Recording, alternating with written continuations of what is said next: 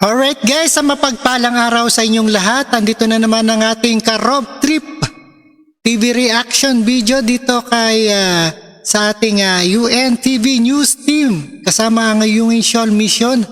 Pilipinas ship pinagliputan ng China ship batay sa kuha ng UNTV News.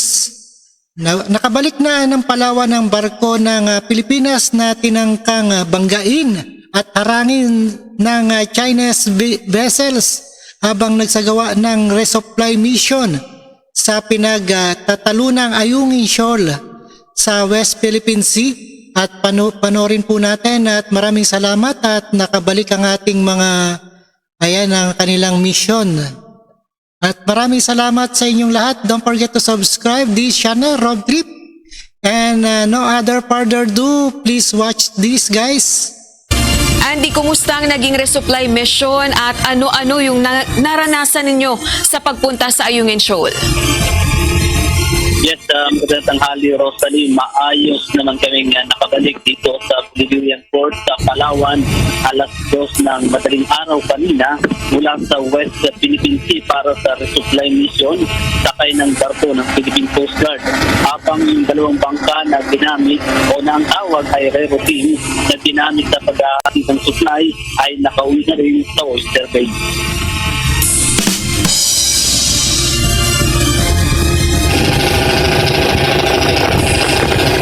Huwebes ng umaga, naglayag patungo sa West Philippine Sea ang BRP Cabra MRRB-4409 ng Philippine Coast Guard kasama ang isa pang barko na BRP Sindangan 4407. Ito ay upang siguruhing ligtas na makararating sa Ayungin Shoal na nasa West Philippine Sea ang dalawang barko ng Rory Team na maghahatid ng supply sa mga sundalong nasa BRP Sierra Madre. Umaga ng Biyernes, sumalubong na sa amin ang isang barko ng Chinese Coast Guard at inikutan na ang aming sinasakyan. At pagkatapos nito ay nagkaroon na ng radio challenge sa pagitan ng Philippine Coast Guard at China Coast Guard.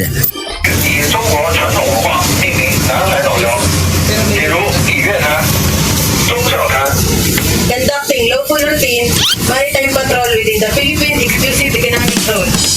In accordance with international and Philippine national laws, we are proceeding according to our France land route. I just found a tool Ayan, to panoorin po natin skyrocket yan, your YouTube At ito ang kanilang sinabi. China.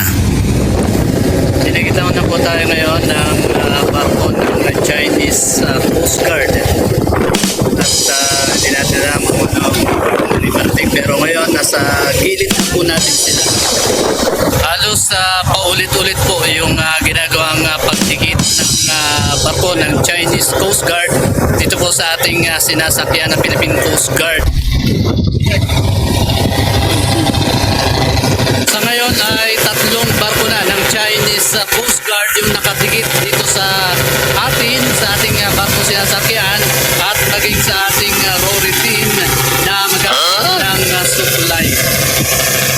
Hindi lamang barko ng Chinese Coast Guard ang nakita namin na nasa ating karagatan, kundi maging ang mga Chinese militia vessel.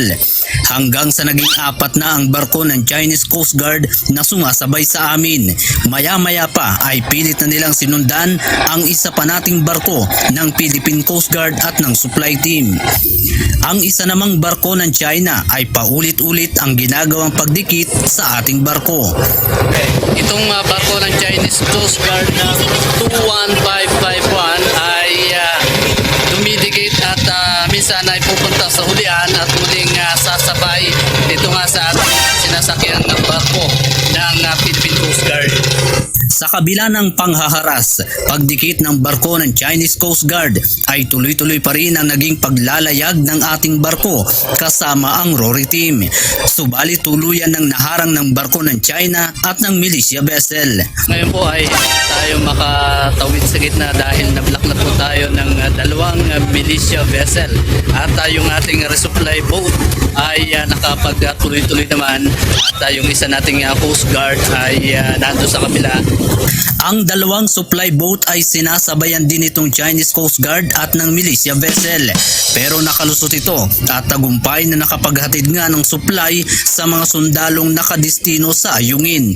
Habang hinihintay natin ang pagbabalik ng dalawang barko ng resupply team, ay nananatili din na nasa harapan natin ang barko ng Chinese Coast Guard at militia. Rosalie, ngayon natin napatunayan ang buhay na ginagawa ng ating mga sundalo at PCC para lamang maghatid ng supply sa mga magigiting na miyembro ng AFP na nasa BRP Sierra Madre sa Ayungin Shoal upang manindigan na sa atin ang teritoryo na inaakit China. Rosalie. Oo, Andy, talaga naman na mapanganib yung ginawa ng Philippine Coast Guard para maihatid yung Panganib resupply talaga. mission. Pero kailangan yung gawin.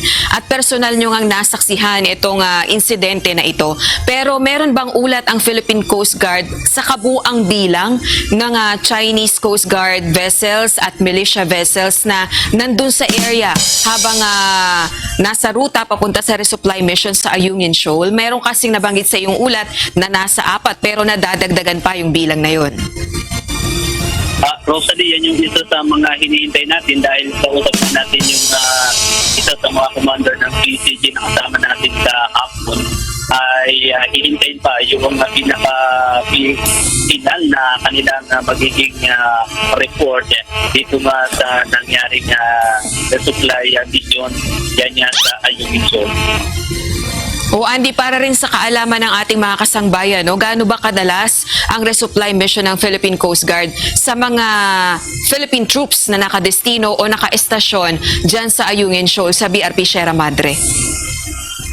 Base sa kanilang binabanggit sa atin ay monthly yung paghahatid ng supply para doon sa mga nakadestinong sundalo doon nga sa Ayungin Shoal.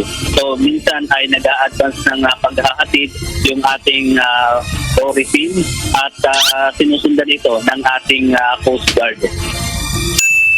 O Andy, kabilang sa pinakamatitinding naging insidente dyan sa West Philippine Sea with regards sa Philippine Coast Guard at Chinese Coast Guard ay yung paggamit ng water cannon at maging ng pagtutok ng military grade laser. Pero magiging pulisiya na ba ng Philippine Coast Guard ang pagsasama ng Philippine media tuwing magsasagawa ng resupply mission sa mga sundalo natin na nakaestasyon sa BRP Sierra Madre sa Ayungin Shoal?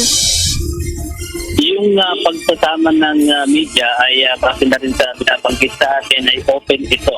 So pwedeng hindi sila magsama at pwede naman na magsama para meron ding talagang katunayan na merong talagang pangkaharas na nagaganap doon niya sa paghahatid ng supply sa Ayungin Shoal. O last question na lang, Andy, kung yun ang sagot ng Philippine Coast Guard, sa assessment ba ng PCG ay nababawasan yung pagiging matinding, bagamat sinasabi natin na itong pagpalibot pa rin ng mga barko ng China o Chinese Coast Guard, maging ng militia vessels, matindi pa rin yung action na yan. Pero sa assessment ba ng PCG sa pamagitan ng mga Philippine media na kasama dyan sa mission na yan, kahit papano nababawasan yung tensyon o yung pagiging agresibo ng China? Rosalie, sa ngayon ay wala pang binabanggit sa atin yung Philippine Coast Guard kung mababawasan ba yung pagiging agresibo ng Chinese Coast Guard sa tuwing magkakaroon ng resupply mission doon nga sa kanilang lugar ay hihintayin pa natin yung pinaka-final report nila kasi naghihintay lang din sila dyan sa kamay nila na magiging pinaka-official report bago sila magsalita. Okay, maraming salamat, Andy Pagayona. Alright guys, napakinggan na po natin ang successful na pag-resupply sa ating mga kasandulahan sa West Philippine Sea. At maraming salamat at walang nangyari. At maraming salamat sa inyong lahat and don't forget to subscribe this channel, Rob Trip. Paano kaya ang susunod na resupply? Every monthly nagre-resupply dyan sa Ayungin Shoal. At kailangan talaga may kasamang media para mapakita na talagang puspusan ang pagsuporta ng ating mga kasunduluhan dyan sa West Philippine Sea. And God bless us all at peace out. Thank you so much.